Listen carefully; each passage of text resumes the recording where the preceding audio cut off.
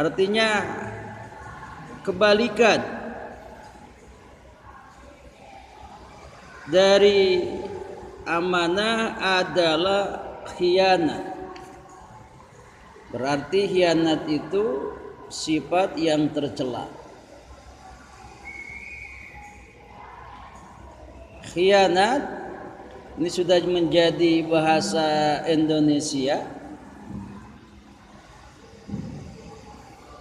Makanya tulisannya pakai khianat, pakai T. Kalau kita melihat asli dalam bahasa Arabnya, al-khiyanatu ketika diwakafkan itu khiyanah, bukan khianat tapi khianah. Kemudian diambil dalam bahasa Indonesia jadi khianat. Apa itu khianat? Wahia mukhalafatul haqqi binaqdil ahdi fis sirri. Wahia dan utawi khianat iku mukhalafatul haqqi,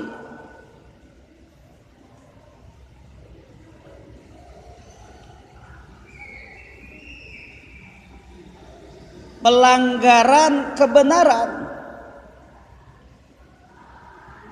pelanggaran kebenaran,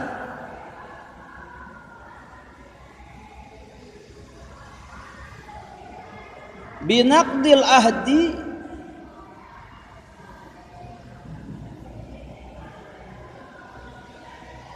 dengan menyalahi janji,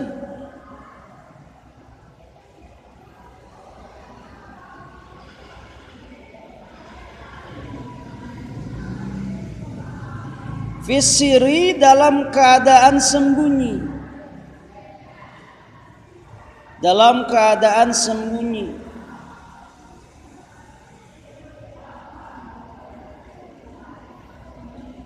dalam keadaan sembunyi atau rahasia.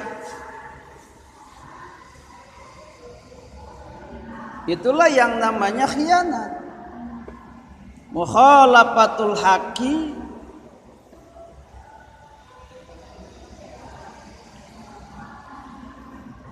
pelanggaran atau pengingkaran bisa.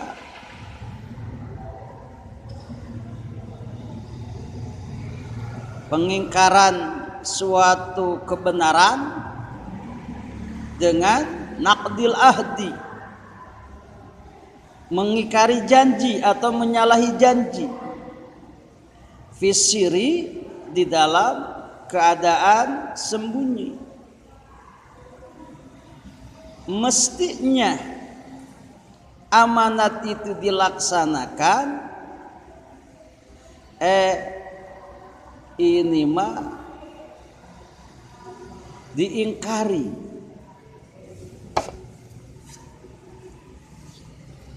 Itu namanya khianat.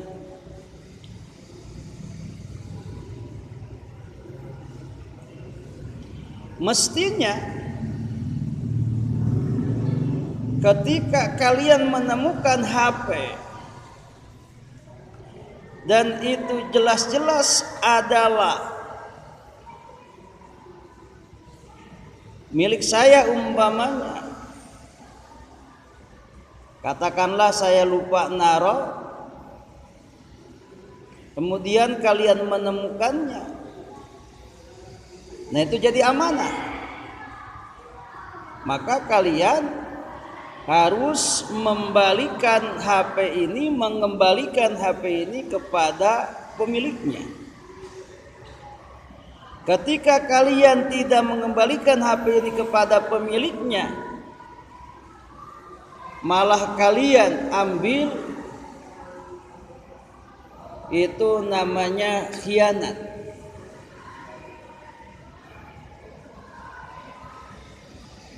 Bahkan ketika di situ tidak ada niat untuk mengembalikan, malah diambil untuk dipakai selamanya, berarti bukan khianat lagi, malah masuk kategori mencuri.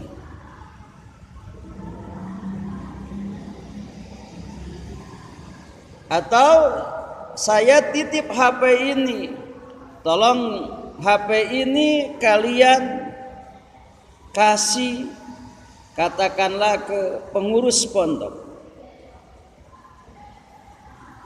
Ternyata HP ini tidak dikasihkan.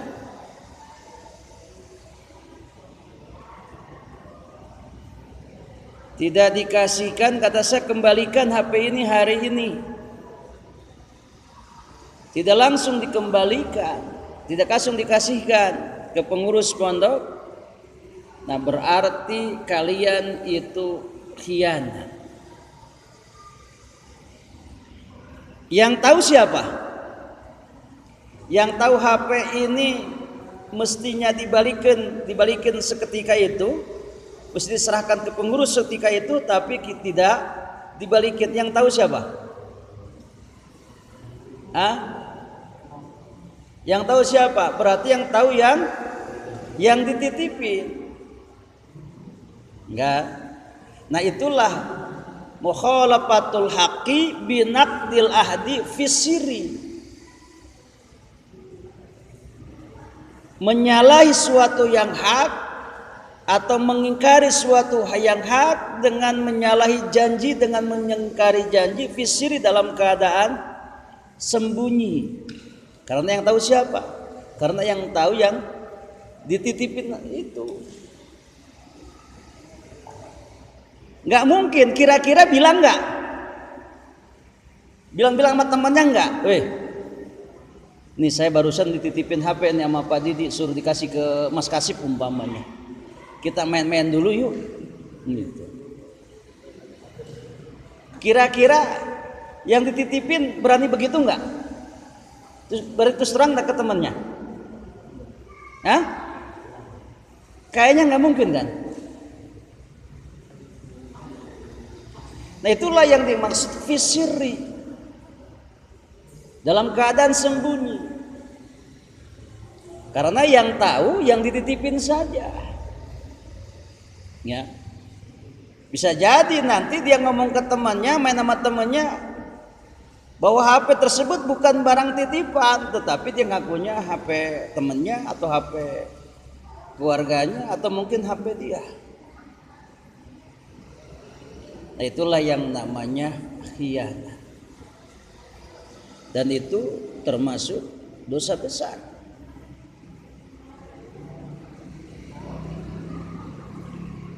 Wa madarruha kasiratun. Wa madaruha, dan utawi beberapa bahaya khianat.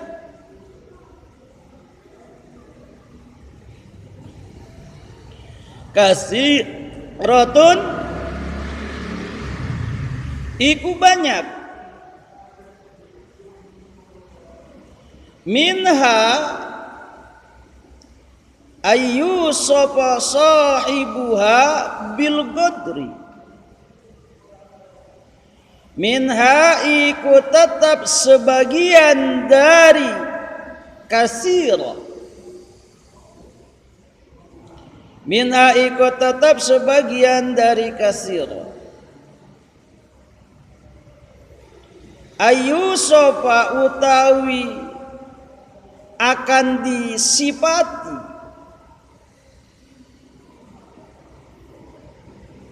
utawi akan disifati sapa sahibuha, pelaku khianat, pelaku khianat,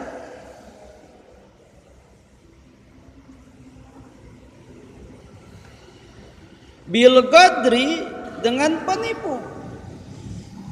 Bil qadri, dengan penipu.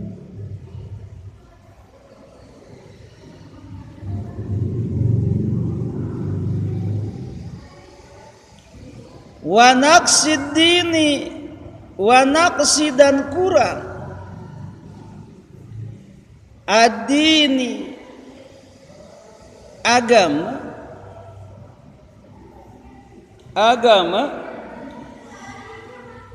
wanhitatil himmati, wanhitati dan merosot, al-himmati semangat, al-himmati semangat,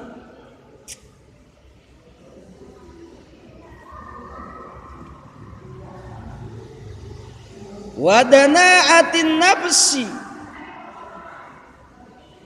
wadanaati dan rendah atau hina, an-nafsi diri, an-nafsi diri.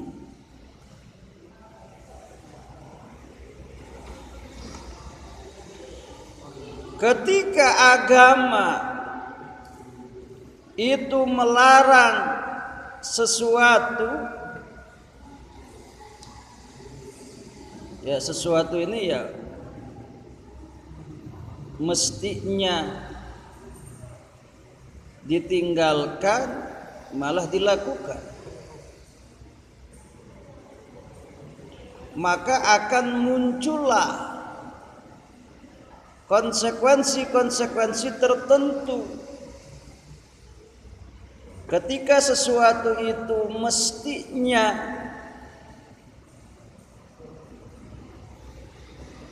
dihindari malah dilakukan,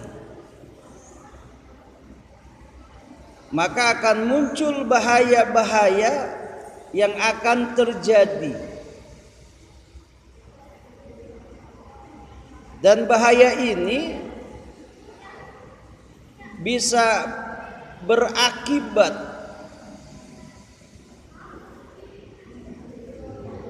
kepada dirinya secara langsung, juga ada dampak dari luar juga. Ya dampak dari luar ya karena akibatnya. Nah, dampak-dampak atau bahaya-bahaya yang akan terjadi untuk pelaku khianat di antaranya adalah bahwa si pelaku khianat itu disifati atau disebut sebagai penipu.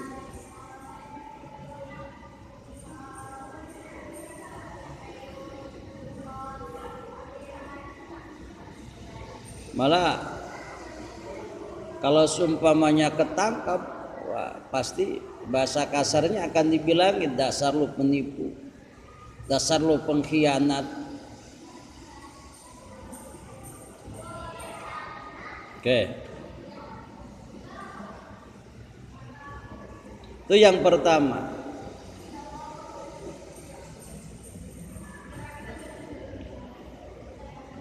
Dan juga dampak selanjutnya adalah kurang agamanya atau agamanya kurang. Artinya menunjukkan bahwa orang tersebut imannya lagi kurang.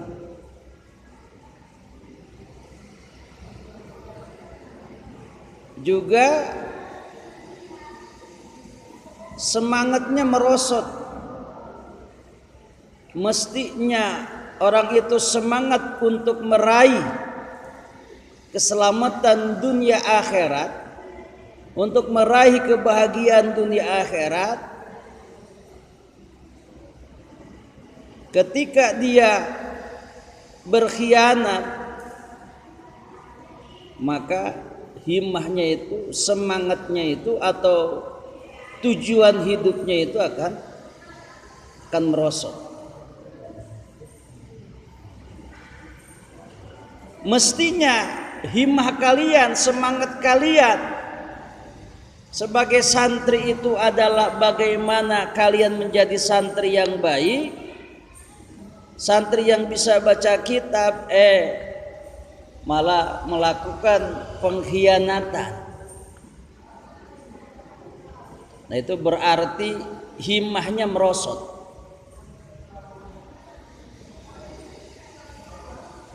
Semangat untuk meraih santri yang sukses itu merosot,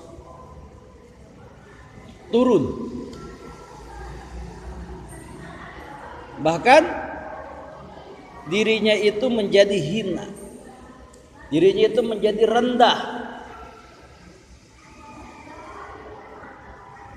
Apalagi umpamanya ketika ketahuan banyak orang,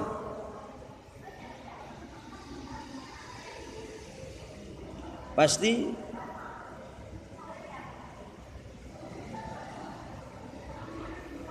dia dianggap sebagai seorang yang hina, diri yang rendah. Nah, itu bahaya yang akan menimpa kepada pelaku khianat. Wa minha i'radun nafsi anhu li isaatihi ilaihim. Wa minha, dan ikut tetap sebagian dari katsira, i'radun nasi utawi berpalingnya manusia, anhu dari sahibuha, anhu dari sahibuha,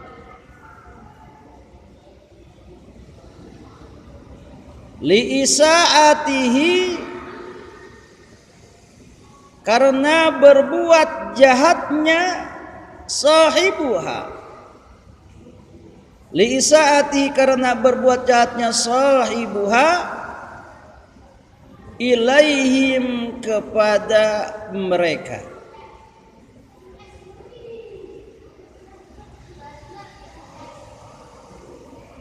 Selanjutnya ada dampak yang muncul dari luar.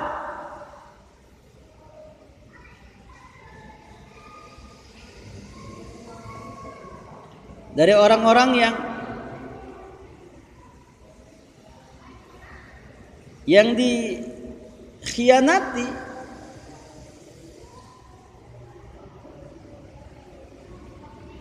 atau dari korban, atau orang-orang yang mengetahuinya.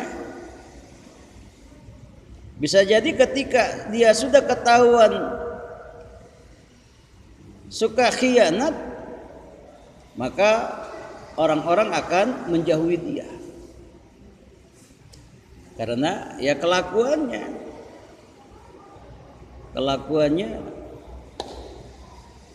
dalam perbuatan jahat atau perbuatan tidak terpuji, yaitu khianat.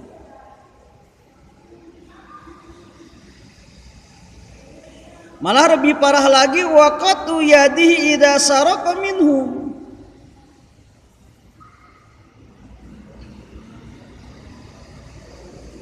waqatu yadihi,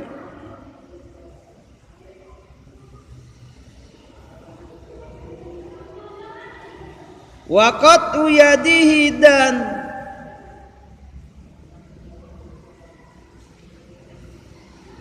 waqatu itu potong, waqatu yadihi, dan potong tangannya, waqatu yadihi, dan potong tangan sahibuha,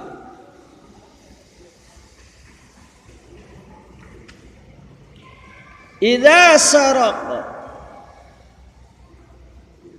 idza apabila saraka mencuri sapa sahibuha, minhum dari mereka,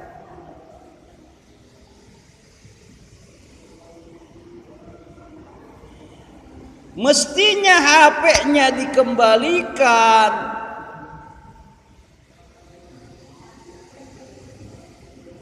kepada yang punya, malah diambil, dicuri. Artinya nggak dibalik-balikin, nggak disarah-sarahin itu HP.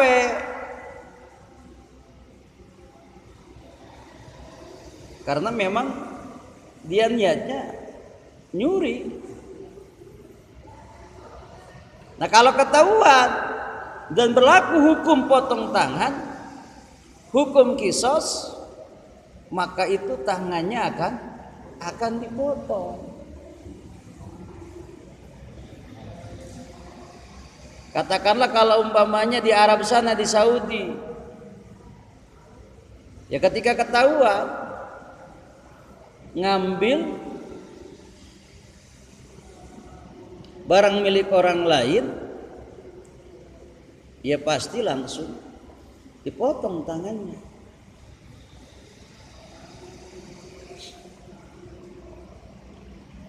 Wa bugdullahi lahu,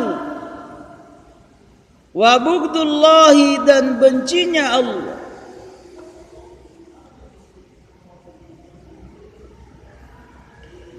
lahu, kepada sahibuha,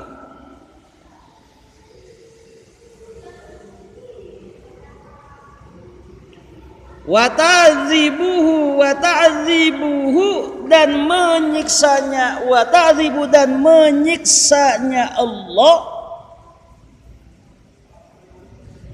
dan menyiksanya Allah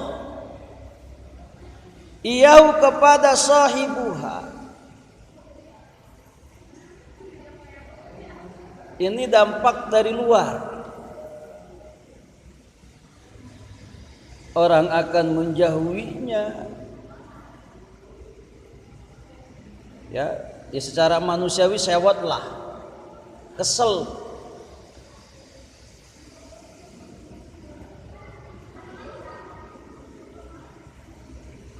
Kalau dia niat nyuri, tangannya pas dipotong. Nah itu yang datang dari manusia. Selain manusia, yaitu dari Allah. Allah bakal membencinya. Kecuali memang dia tobat. Kalau tobat urusan lain lagi.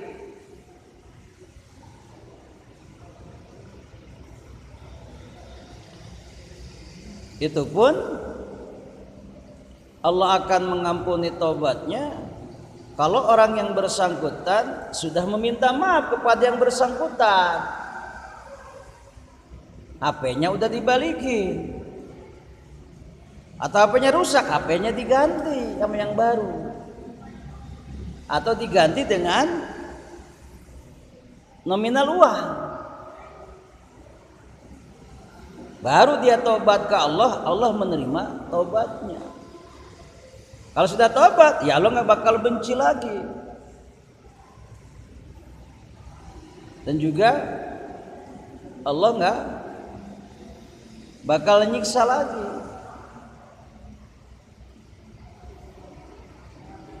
Kalau bahasa ta'dzib iyahu, ini konteksnya konteks di akhirat.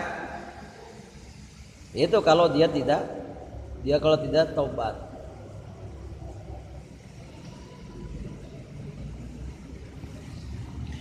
Kenapa? Li'annahu lam yura'i ma kallafahu bihi. Li'annahu, karena sesungguhnya sahibuha lam yura'i, iku tidak menjaga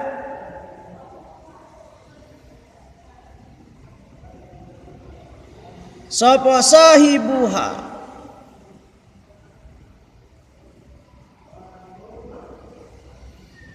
makallafahu,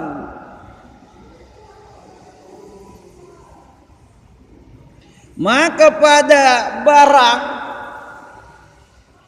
kallafa,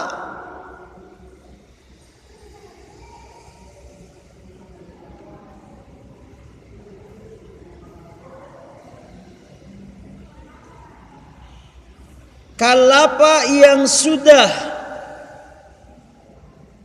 membebani sapa Allah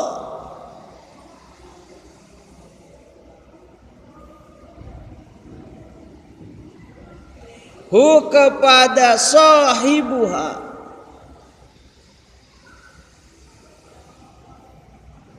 bihi dengan ma.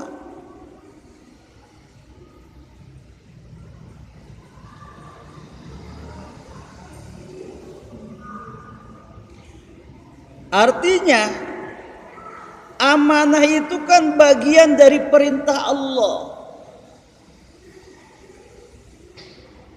bagian hukum yang Allah bebankan,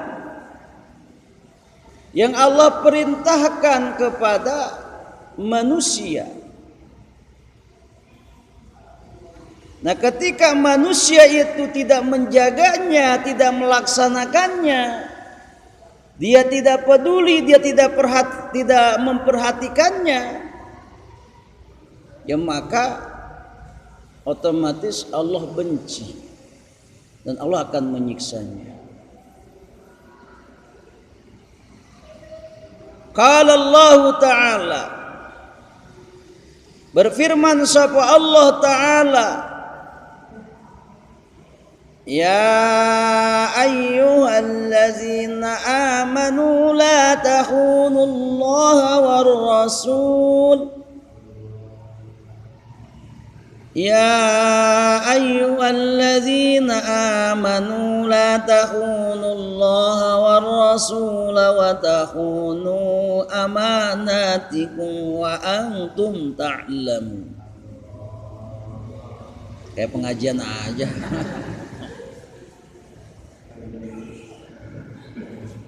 Kalau Allah Ta'ala berfirman sapa Allah Ta'ala, A'udzu billahi minasyaitonir rajim. Ya ayyuha, ya wahai, ayyuha ingat, alladzina amanu, orang-orang yang beriman, alladzina, orang-orang yang amanu beriman sapa mereka, amanu beriman sapa mereka.